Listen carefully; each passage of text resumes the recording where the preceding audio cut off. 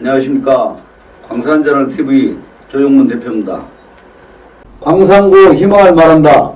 이만필 광산시민대 수석과 이야기를 나누겠습니다. 인사하시죠. 네, 반갑습니다. 이만필입니다. 우리 임수석님은 지금 광산시민연대 수석대표신데 또 다른 시민활동 하시는 게 있습니까? 제가 지난번에는 광주 전남 6월항쟁 사무처장을 한 1년 반 정도 활동을 했습니다. 그래서 뭐 5.18 문제라든가 6월항쟁 문제, 우리 대한민국의 민주주의 관련된 문제에 대해서 여러 가지 고민들을 하고 있는 단체인데요.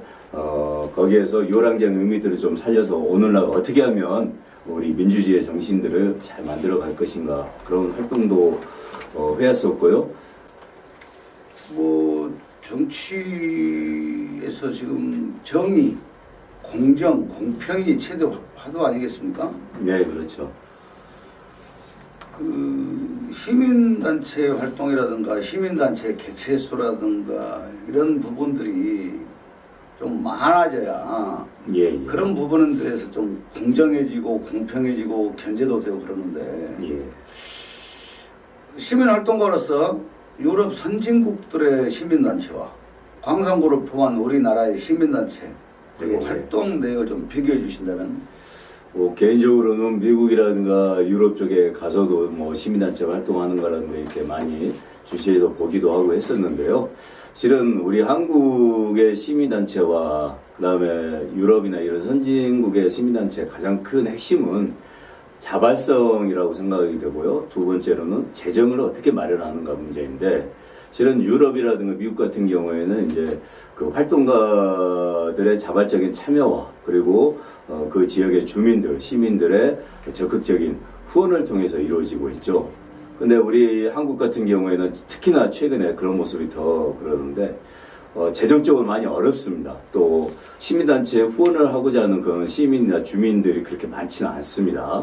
그러다 보니까 자꾸 정부의 보조금이라든가 그다음에 지방자치단체 보조금에 의지하게 돼요. 근데 그렇게 되면 돈을 받게 되면 시민단체의 가장 핵심이 비판적인 사고와 비판적인 어떤 그 활동들을 해나가야 되는데, 지자체라든가 정부의 지원을 받고 그걸 비판적으로 한다는 건 어려운 일이죠. 견제와 감시가 수월하지가 않다라는 거죠. 그래서 그런 재정의 자립도를 확보하는 게 제가 볼 때는 시민단체가 갖고 있는 특성들을 잘 살려나가서 지자체의 문제라든가 이런 것들, 또 의회의 문제라는 것을 잘 견제하고 감시하는 게 중요하다고 생각이 됩니다. 시민단체 활동이라는 것은 과거 속담에 원한돌이 정 맞는다는 말과 비슷한 맥락인데요. 우리 모든 사람들이 원한돌이라면 네. 잘못된 구조나 잘못된 과정들을 개선해 갈 수 있지 않을까 생각합니다. 그렇습니다. 자, 우리 임만필 수석님, 임 수석님은 광산구는 어떤 의미가 있는 지역이고 뭐 인연이라든가 연관성 등을 좀 설명해 주신다면요. 네. 광산구는 실은 빼어난 산과 빼어난 강이 있습니다. 어떻게 보면 풍수지리상으로 봤을 때도 가장 좋은 위치에 또 좋은 환경들을 갖추고 있죠. 용진산, 어등산, 그다음에 극락강, 황룡강 이런 강과 산이 많은데요. 저는 강과 산을 통해서 우리 광산구의 관광의 문제라는 여러 가지 일자리 창출을 해 나갈 수 있다고 생각이 됩니다. 안타깝게 그런 분들이 잘 이루어지지 못하고 있는데요. 하나만 말씀드리면 아까 서두에 의병 얘기가 나왔는데, 우리 광산구는 어등산이 최후의 전투를 했던 곳입니다. 구한말 의병들이, 또 임진왜란 또 마찬가지고요. 그다음에 용진산은 그 의병들을 훈련시켰던 장소이고요. 그다음에 황룡강이라든가 이쪽은 또 전투가 이루어졌던 장소고, 특히 동학 전투도 있었던 곳이고요. 그다음에 모든 인류의 문명은 강을 통해서 이루어지잖아요. 광산구가 그렇게 아주 큰 구는 아니라고 보죠. 그렇지만 이제 광주의 한 절반을 차지하고 있는데, 이 V자 형태로 극락강과 황룡강이 있는 거죠. 그래서 영산강으로 흘러가는데, 저는 이런 강과 산을 잘 활용을 해서 천혜의 자연 조건들을 이용해가지고 역사, 관광, 문화 단지로 활성화시켜서 많은 사람들이 광산구를 찾았으면 좋겠다는 생각이고요. 네, 잘 들었습니다. 불법이 민주주의를 표방하면서 시작한 지방자치시대가 30년을 맞고 있습니다. 현재 지방자치가 잘 되고 있다고 생각하십니까? 그렇지 않죠. 예. 저는 일단 첫 번째는 지방자치 관련된 부분의 핵심은 뭐냐면 제가 보기에는 일단 구의원, 시의원들이 실은 지방자치의 어떤 의미들을 제대로 이해를 하고 그다음에 의원으로서 해야 될 역할 이런 부분에 대해서 충실하는 게 난 중요하다고 생각이 되고 그다음에 모든 게 다 맡겨놓으면 다 끝나는 게 아닙니다. 투표 한번 하면 또 4년 뒤에 투표하는 그게 아니고 유권자들은 자신의 권리를 위해서 끊임없이 감시를 하고 비판을 해야 됩니다. 그래야만 의원들은 잘할 수 있죠. 근데 일단 첫 번째는 구의원들이나 시의원들이 언론에도 많이 나오지만 일단 정치인으로서 기본적인 공공의 자세가 많이 안 갖춰지는 경우가 많아요. 불미스러운 일들이 많이 벌어지죠. 그래서 그런 부분에 대한 어떤 자질에 대한 스스로의 어떤 그 훈련이 필요하다는 생각이고요. 두 번째로는 의회 모니터링단이 꾸준히 활성화됐으면 좋겠어요. 그나마 시는 어느 정도 하고 있는데 광산구 의회 같은 경우는 저희가 광산시민연대에서 모니터링단을 2019년도에도 꾸려보고 가서 하고 해봤지만 문제는 의원들이 모니터링하는 걸 그렇게 불편해해요. 근데 문제는 자기가 열심히 잘하고 하면 모니터링을 통해서 홍보를 하기 때문에 오히려 더 반기고 좋아야 되는데 그 반대가 돼 있다는 거죠. 그래서 저는 그런 부분에 대해서 우리 광산구 의회도 시의회처럼 의회 활동을 생중계를 해가지고 언제든지 스마트폰으로 의원들의 질이라든가 또 조례를 제정하는 거라든가 이런 부분에 대해서 수시로 알 수 있게 하고 또 그에 대한 비판과 감시를 할 수 있는 시스템들을 갖춰내는 게 중요하다고 생각이 됩니다. 지방자치 시대 잘 되고 있는지를 질문드렸더니 전체적으로 지방의원들의 지방의회의 한계를 말씀하셨어요. 지방의회의 한계가 현 정치하고 연결되는 대목이 있거든요. 예, 그렇죠. 정치적인 여당, 야당, 정당의 이름에 따라서 부침이 생기고 예.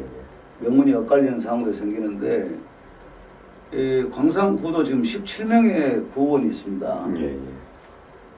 지금 현재 한 분만 2선, 또 한 분은 3선, 15명은 전부 초선입니다. 예. 최소한 구조가 3분의 1 정도는 3선, 또 3분의 1 정도는 재선, 네. 3분의 1 정도는 초선 이렇게 해서 연결이 되어야 되는데 당명이 바뀌고 여당, 야당이 바뀌면 몰표가 나오고 그러다 보니까 의원들의 경륜이라든가 그런 능력들이 사장되는 것이죠. 예. 그래서 지방의회 한계가 반복적이고 또 하나는 시장과 시의원이 같은 정당이라는 겁니다. 예. 구청장과 구의원이 같은 정당 소속입니다. 그러다 보니까 이 지방자치 시대 정말 집행부를 견제해야 될 지방의원들이 결국은 시장과 시의원은 한 통속, 구청장과 구의원은 한 통속. 그러다 보니까 실제 우리가 세금으로 월급을 받는 단체장과 지방의원들이 우리의 목소리를 내지 못하고 자신들을 위한 행정, 자신들을 위한 지방정치를 하지 않는가 저는 이렇게 생각합니다. 대표님이 좋은 지적을 해주셨는데요. 하나만 좀 곁들인다면 그렇기 때문에 실은 광산구의회 같은 경우에도 거의 14명이 더불어민주당 아닙니까? 그리고 한 2명이 정의당, 진보당 그러는데 문제는 의원들 내에서도 서로 견제하고 서로의 어떤 목소리와 내용들을 잘 해내기 위해서는 당의 소속이랑 이런 부분을 공천에서 제어를 시켜야 됩니다. 자, 다음은 정부에서 3기 신도시 발표를 했죠. 2사 대책. 네. 거기에 광주 산정지구가 포함이 됐습니다. 광주 산정지구 개발이 포함되면서 원주민과 지역 각계각층에서 반대가 심각하게 일고 있습니다. 네, 그렇죠.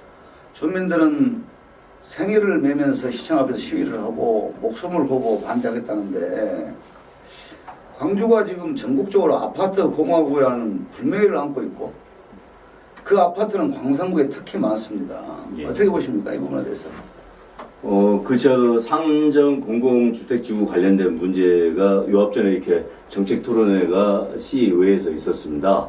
저도 가서 얘기를 쭉 들어봤고요. 그 다음에 우리 주민대책위원회 위원장이랑 만나서 얘기를 해봤는데, 결과적으로는 공공주택 특별법이라는 내용을 가지고 LH공사에서 어떻게 보면 토지를 뭐 강제는 지금은 아니지만 어쨌든 강제 수용을 할 수 있는 어떤 조건들. 그다음에 정부에서는 그린벨트나 이런 데를 해제를 시키는 거죠. 일반적으로 해제를 시키지 않으면서. 그러니까 LH공사는 토지를 싸게 수용을 하고 그다음에 말은 공공주택 그 건설이지만 거기에 영업용이라든가 각종 산업, 그다음에 아파트 지어가지고 수익을 창출한다는 거죠. 이번에 보니까 어제 우리 광산전에도 이 산정지구 관련된 부분 해가지고 수익이 1조 원이나 넘는다고 얘기가 나와 있어요. 이 얘기 들으면 당연히 원주민들은 수익을 1조 원이나 갖고 있는데 실질적으로는 LH공사나 이런 데서 토지를 정가 가격에도 쳐주지 않고 싸게 하려고 하고 그러다 보니까 당연히 불만이 생길 수밖에 없고 최근에 대장동 관련된 그런 사건들이 나오는 거죠. 그래서 제가 생각하기에는 지금 광주에도 아파트가 지금 107%예요. 그러니까 100%를 넘고 있어요. 그 다음에 10년 뒤에는 135%가 된답니다. 결과적으로는 아파트 지어놔봐야 빈다는 거죠. 네, 지금 산정지구 개발이 상당히 충돌이 많습니다.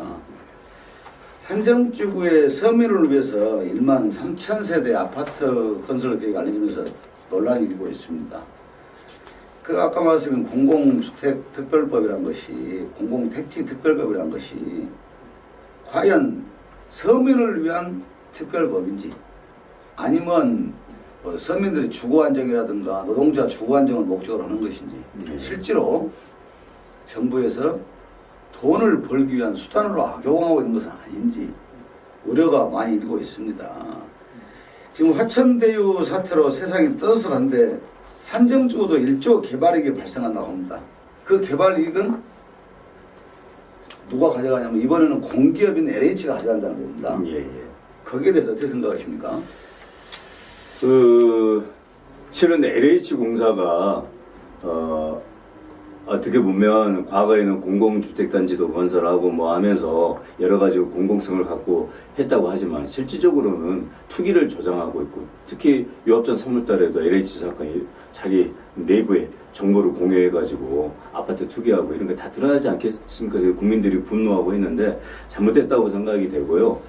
개발로 인한 이익 환수에 관련된 부분에 대한 관심들이 많이 있지 않습니까? 그 환수를 어떻게 하면 그 원주민들에게 돌려줄 수 있을 것인가, 또 이익을 환수할 것인가, 그런 제도적으로 좀 법을 만들어서 대장동 사건처럼 뭐 수천억, 1조 막 이런 금액들을 소수 인원이 가져가지 않는 그런 어떤 부분에 대한 통제가 좀 필요하지 않을까 생각이 듭니다.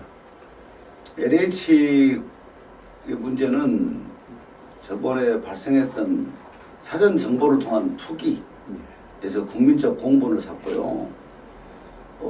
지금 화천대유 사건도 자체도 결국이 뭐냐면은 그 개발 이익, 기대 이익이 많은 땅을 헐값에 사들여서 개발해서 지목을 바꾸고 해서 10배, 20배, 50배, 100배까지 올려서 팔아먹었다는 것이죠. 그러면 그 원주민들은 상대적인 박탈감에 시달릴 수밖에 없는 겁니다. 그 원래 원주민 땅 아닙니까? 원주민들이 개발할 수도 있는데 정부에서는 거기는 지목 변경을 안 해주고 이들 그냥 농지로 살아라. 정부에서 우리가 개발할 때는 지목을 변경하고 비싼 가격에 팔고 지금 LH에서는 이 주차장 전용 부지마까지도 공개 경쟁 입찰을 통해서 비싼 가격에 팔아먹고 있습니다. 정말 이 도심이 개발되면서 사회적인 가장 낮은 단계 인프라인 주차장 문제까지도 자신들이 돈벌이로 악용하고 있는 겁니다. 그래서 LH가 해체돼야 되고 LH가 인정받지 못한다는 겁니다. 실제로 이 주민들은 산정초도 마찬가지입니다. 주민들 자체 개발하고 많은 이익을 구가할 수 있는데 실제로 정부에서 지역 변경 권한을 가지고 있으면서 정부에서 농지 가격으로 싸게 사서 비싼 값에 분양하다 보니까 1조 원 이상의 개발 이익이 발생한다는 거 아니겠습니까? 예. 주민들한테 원주민들한테 갈 이익이 화천대유가 가져가고 성남시가 가져가고 LH가 가져가고 아니라 문제는 주민들이 가져갈 이익을 정부야 정부에서 가져가면서 뺏기게 된다는 것이죠. 예. 그래서 원주민들은 상대적인 박탈감에 시달리고 산정지구도 개발이 강행된다면 원주민들은 길거리에 나앉을 판입니다. 그래서 문제가 많다는 것이죠. LH의 공영 개발 자체가 정말 원주민들의 권리를 박탈하는 권리를 빼앗아가는 나쁜 행위로 알려지는 겁니다. 대표님이 말씀하신 부분에 아까 LH 해체 얘기했는데 뭐 저도 공감을 합니다. 만약에 LH가 이런 식의 부분으로 간다면 해체해야죠. 그리고 산정지구의 대책위원장님 옆에 토론회 때 잠깐 얘기를 들어보니까요. LH 그 얘기 했답니다. 이 산정 공공주택지구 관련된 부분을 광주시에서 시장님이 하지 말아라. 우리 안 한다. 하면 안 한다는 거예요. 근데 그날 왔던 그 광주시의 그 공무원분은 이미 개발을 목적으로 해가 다 계획을 갖고 있고 주민들하고 원활하게 하겠다. 그래서 이해가 좀 안 가는 거죠. 어떻게 지자체에서 주민들이 반대하고 하는 것을 LH에서는 지자체장이 안 하겠다면 취소할 수 있다라고 얘기하는데 즉 얘기는 뭐냐면 LH를 해체를 하고 개발에 관련된 부분이나 이런 걸 지자체장한테 권한을 넘겨서 지자체에서 실은 개발하고 분양하고 해서 그 수익에 대한 내용들을 아까 대표님 말씀대로 원주민들에게 더 보상을 해드리고 그 다음에 그 수익을 지자체 예산으로 수익으로 만들어가지고 그걸 통해서 또 주민들에게 이익을 환수해주는 그런 어떤 내용들을 만들어 간다면 오히려 더 낫지 않을까 그런 생각도 가지고 좋은 말씀입니다. 저도 한마디 곁들이면은 모든 수요와 공급에서 발생하는 이 거래에 대해서 비용을 최종 소비자가 부담하는 겁니다. LH에서 산정지구를 만약에 개발한다면은 1조 이상의 개발 이익을 기대하고 있는데 그 1조 이상 가져가는 돈의 이익금을 최종 소비자인 입주자들이 부담한다는 것이죠. 사실은. 하늘에 떨어진 돈으로 가져가는 게 아니라 산정지구에 입주하는 수안지구에 입주한 첨단지구에 입주한 입주자들이 그 모든 비용을 부담한다는 것이죠. 하늘에서 떨어지는 일조가 아니라는 거예요.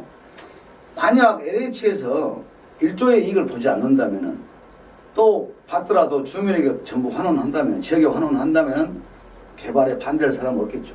근데 최종 소비자인 수안지구에 입주해 있는 아파트를 산 사람들, 상가를 하는 사람들이 그 조성 원가하고 개발 이익금까지 전부 부담한다는 거예요. 그래서 결국은 문재인 정부식 이 부동산 해법이 정말 잘못되고 있다는 겁니다. 오히려 투기를 조장하고 부추긴다는 사실입니다. 이런 부분은 정부에서 각성하고 철저하게 대책을 세워야 한다고 생각합니다. 예, 동감합니다.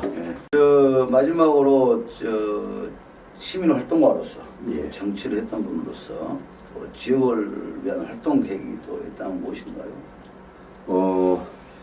제가 이제 모토가 광산 사람 이만필입니다.